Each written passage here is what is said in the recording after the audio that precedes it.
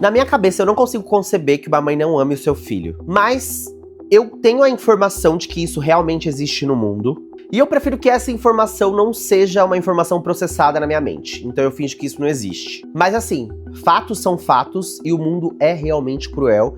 E essas coisas existem. Não só o fato de uma mãe não amar o seu filho, mas como o fato de uma mãe assassinar o seu filho. Pior, não só o fato de uma mãe assassinar o seu filho adulto, como uma mãe também assassinar o seu filho enquanto ele ainda é criança e indefeso. Hoje a gente vai falar de um dos casos mais perversos pra mim, né, em relação parental, e eu não consigo conceber esse caso. Ele é bem triste também, vou deixar aí um alerta de gatilho. Mas antes de começar o vídeo, eu vou pedir pra você curtir esse vídeo, se inscrever no canal se você ainda não é inscrito, ativa o sininho das notificações que o YouTube sempre vai te avisar quando eu tiver um vídeo novo, e me siga nas outras redes sociais que eu vou deixar aqui embaixo. Mas pra gente entender esse caso bizarríssimo que eu trouxe pra vocês, a gente precisa começar do começo.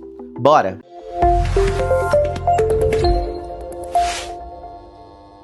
Lacey Spears nasceu no dia 16 de outubro de 1987, em Decatur, Alabama, nos Estados Unidos. Desde criança, ela foi uma pessoa que mostrou sempre muita afinidade com outras crianças. Ela também, quando adolescente, trabalhava como babysitter, né, lá nos Estados Unidos. Isso era muito comum.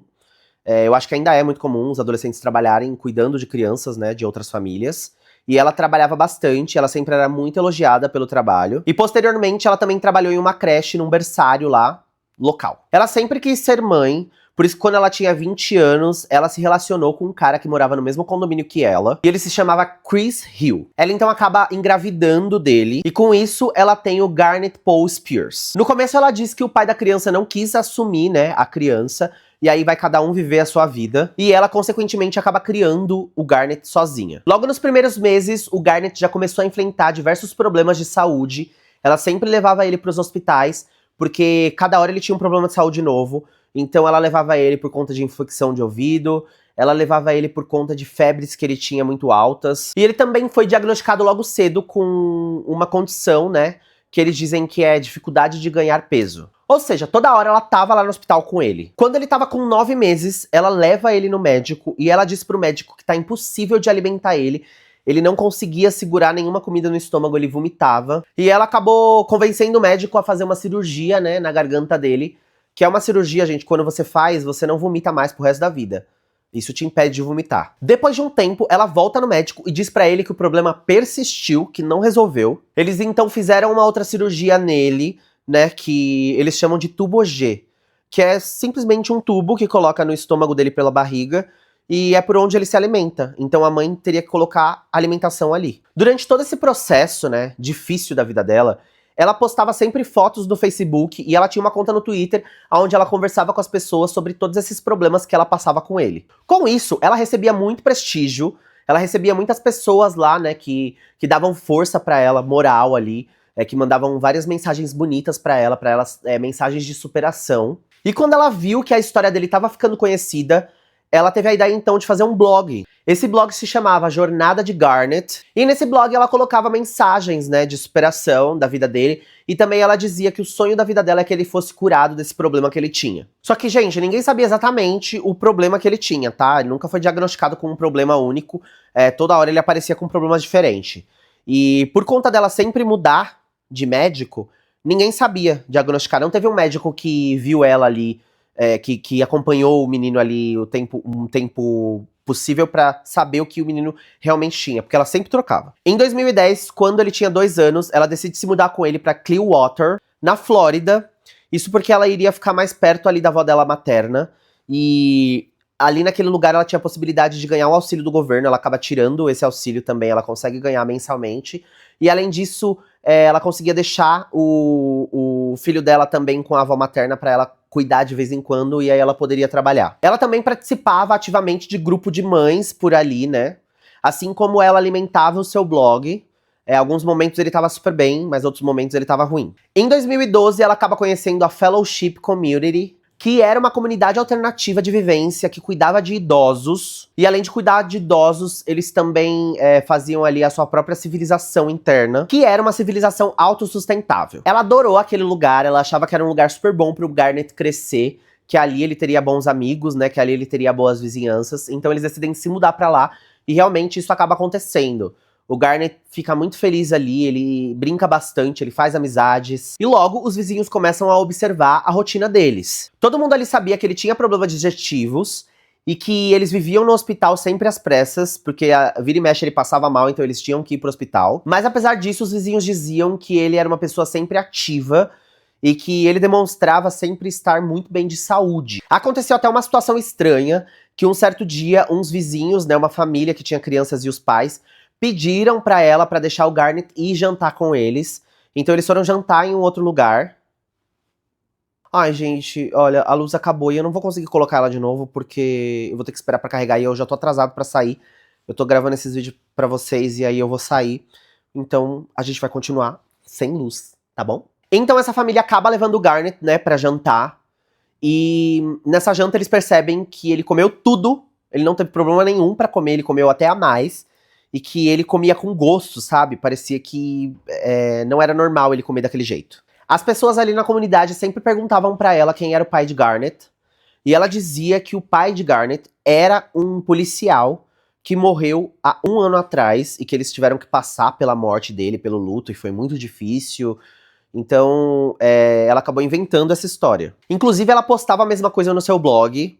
Ela falava que eles passaram por essa dor e que eles iriam superar juntos a dor da perda do pai do Garnet. E na primeira semana de 2014, quando ele completou 5 anos, ele teve uma crise intensa. Ele teve muitas febres, dor de cabeça, ele já tinha tido uma convulsão, então ela corre às pressas com ele pro hospital. Quando ele chega lá, o médico faz uma bateria de exames com ele e mais uma vez eles não conseguem identificar o que ele tinha. Mas como a pressão dele estava totalmente alterada, eles precisariam colocar ele lá em observação por algumas horas pra ver se ia acontecer outra coisa. Depois de um tempo que eles estavam lá, ele melhorou totalmente, ele tava super bem. E foi até estranho, porque ele ficou ali umas horas em observação e de repente tudo sumiu. Eles então são liberados e eles voltam pra casa. Alguns dias depois, no dia 17 de janeiro de 2014, ela correu com ele às pressas pro hospital Nyack, que ficava em Nova York, com muita febre, convulsão, dores de cabeça, e essas convulsões aconteciam em um curto período de tempo. Lá eles começaram a monitorar o Garnet, porque ele não podia mais ter convulsões, e quando ele entrou no hospital ele estava com o nível de sódio normal.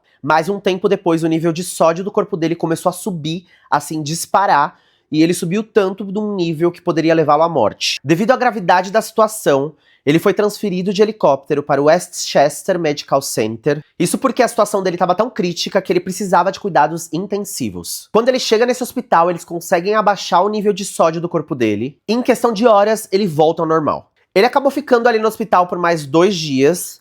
E aí viram que ele não precisava mais ficar no hospital, que ele já estava bem. E eles acabaram liberando ele. Quando eles estavam quase sendo liberados, que eles souberam da notícia, ó, vocês vão pra casa, vocês já estão liberados. E aí o médico saiu, né, e foi fazer a liberação deles. O Garnet começa a passar muito mal de novo. Ele acaba tendo outras convulsões e ele acaba tendo um dano cerebral fortíssimo. Ele tava assim entre a vida e a morte, realmente, porque o cérebro dele começou a inchar e se ele sobrevivesse, ele iria ter grandes sequelas. Nesse meio tempo, ela começa a pedir pra que rezem por ele no blog. Ela começa a fazer várias postagens. Gente, eu não posso perder meu Garnet, rezem por ele não pode me deixar. Porém, os médicos ali começam a estudar o caso dele e começam a achar o caso dele, assim, estranhíssimo. Isso porque os níveis de sódio do corpo dele estariam altos, tão altos ao ponto do corpo não conseguir naturalmente produzir aqueles níveis. E ele só conseguiria atingir aqueles níveis se alguém introduzisse sal no corpo dele. Os médicos então entram em contato com o outro hospital e eles começam a perceber que os momentos em que ele tinha esses picos de sódio no corpo eram momentos onde ele estava sempre sozinho com a sua mãe. Eles então acabam chamando a polícia e uma investigação ali começa a ser feita. A polícia primeiramente vai até o hospital e interroga ela. No meio desse interrogatório, ela ainda diz pra polícia que eles ainda estavam passando por uma situação difícil, porque eles não tinham superado ainda a morte do pai dele, né, que tinha acontecido há 1 ano. E a polícia então pergunta, né, pra ela quem foi o pai dele, e ela fala o nome de um policial, e ela fala que ele morreu há 1 ano, que ele foi assassinado ou algo do tipo. Enquanto ela estava tendo esse interrogatório, outros policiais conseguem um mandato de busca, né, e vão até a casa dela pra poder ver se tinha alguma coisa lá. De alguma maneira, no hospital, ela descobre também que os policiais estavam indo até a casa dela, mas ela não pode sair dali do hospital, e nesse meio tempo, o pai dela também chega no hospital. Quando o pai dela chega no hospital, A polícia começa a interrogar ele também. No meio desse interrogatório, a polícia comenta com o pai dela, do marido morto dela, do pai do Garnet. E o pai dela vira pra polícia e fala assim, isso não aconteceu.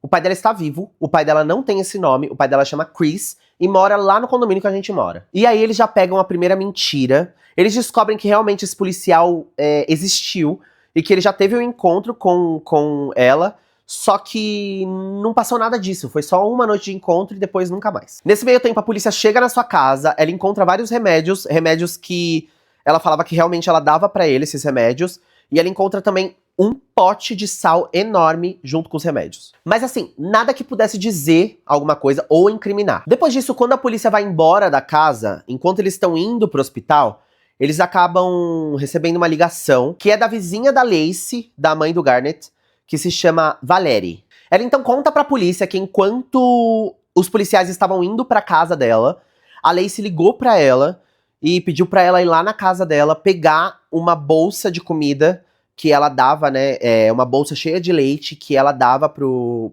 Garnet. E como ela tava numa situação muito difícil, essa vizinha não questionou pra ela por que ela queria isso.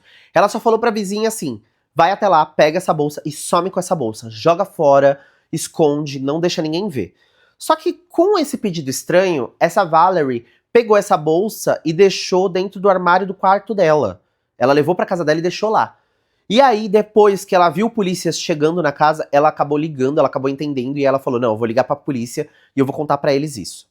Nesse momento, a polícia volta lá, pega essa bolsa e ela lembra que ela também viu uma outra bolsa jogada no lixo. Então, eles voltam até a casa dela e pegam essa bolsa também do lixo, com isso eles têm duas bolsas, e eles levam pra fazer exame. Nesse meio tempo, o Garnet já tava ligado por aparelhos e assim, ele tava sofrendo muito, ele já tava ali entre a vida e a morte. Até que o cérebro dele acaba inchando demais e no dia 23 de janeiro de 2014, ele foi declarado oficialmente morto. Um tempo depois, o exame toxicológico das comidas, né, ali do saco de comida que tinha leite dentro do Garnet, saíram o resultado e foram constatados que cada saco que tinha ali com aquela pequena quantidade de leite misturado tinha cerca de aproximadamente 69 saquinhos de sal desses que a gente pega em restaurante. A Lacey foi interrogada mais uma vez, então eles perguntam pra ela, você envenenou o Garnet com sal? E ela nega. Ela diz que eles têm que ver isso com o hospital, ela coloca a culpa toda em cima do hospital. Só que aí começa uma investigação muito mais severa e mais a fundo. Investigando a vida dela, eles descobrem muita, mas muita mentira. Principalmente coisas no blog que ela postava, ela escrevia muita mentira, gente. E eles acabam descobrindo que, nos últimos anos, ela acabou levando o Garnet em diferentes 20 hospitais. Eles então acabam investigando quem eram os profissionais que atendiam o Garnet, né? E eles começaram a interrogar esses profissionais. E eles descobrem que, assim, os profissionais sempre diziam que quando atendiam o Garnet, pra eles nada fazia sentido, porque o corpo não indicava que ele estava doente, mas ele tinha várias coisas, o corpo reagia a várias coisas. E eles acabaram descobrindo que sempre que um médico ia descobrir o que ela fazia, ela tirava o filho dela desse hospital e levava ele pra outro hospital. Nesse último hospital que ela ficou, que foi quando ele teve aí o seu, né, tudo o que aconteceu, foi o único hospital que ela ficou que tinha câmeras internas dentro do quarto. Então eles foram analisar essas câmeras e eles acabaram vendo que quando eles estavam sendo liberados e o médico saiu ali do quarto, né, pra finalizar a liberação deles, ela pega o Garnet, coloca ele no colo e entra dentro do banheiro, que era um lugar que não dava pra câmera pegar. E aí logo depois ele já sai e já passa mal. As quantidades de sal que ela dava pra ele também eram impossíveis de ser engolida, mas como ele tinha ali o tubo de alimentação, ela colocava o sal, né, por esse tubo. E, inclusive dizem também que tudo já foi premeditado, que ela colocou esse tubo já sabendo que esse tubo facilitaria pra ela conseguir introduzir o sal. Além disso, eles identificam que no dia que ele tava quase sendo liberado ali pela câmera, ela tá pesquisando alguma coisa no celular, eles então conseguem entrar no celular dela, e eles conseguem chegar até essa pesquisa desse dia, e eles verificam que ela pesquisou nesse dia envenenamento por sal. Ela então foi acusada de assassinar o próprio filho e ela foi a julgamento. A explicação psicológica no julgamento foi de que ela foi diagnosticada com uma síndrome que se chama Síndrome de Munchausen por procuração. Essa síndrome explica que por problemas psicológicos, a mãe acaba ansiando por atenção dos outros. Ela tem uma ganância forte por ajuda e pela dó dos outros, e então ela acaba provocando doenças em seu próprio filho para que isso ocorra sempre. Além disso, várias pessoas foram interrogadas no julgamento e viram que nesse meio tempo ali, né, que ela ficou solta, né, entre ela ser presa, ser provado que ela matou o filho e a morte dele, ela ficava muito preocupada e ela conversava com os vizinhos ali e ela sempre estava preocupada se as pessoas iriam interpretar ela mal, se ela fosse acusada assim, né, publicamente, o que as pessoas iriam pensar. E ela nem lembrava do próprio filho que tinha acabado de morrer.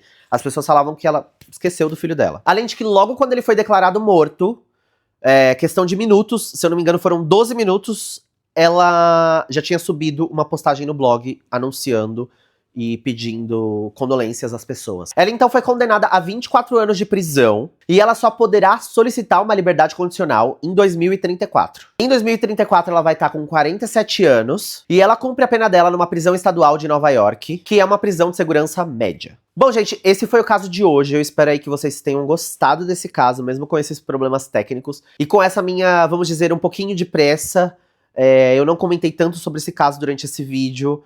É porque eu queria trazer ele muito pra vocês no canal e como eu tô aí um pouco atrasado, eu não pude me aprofundar um pouco mais, né, nas minhas ideias sobre esse caso.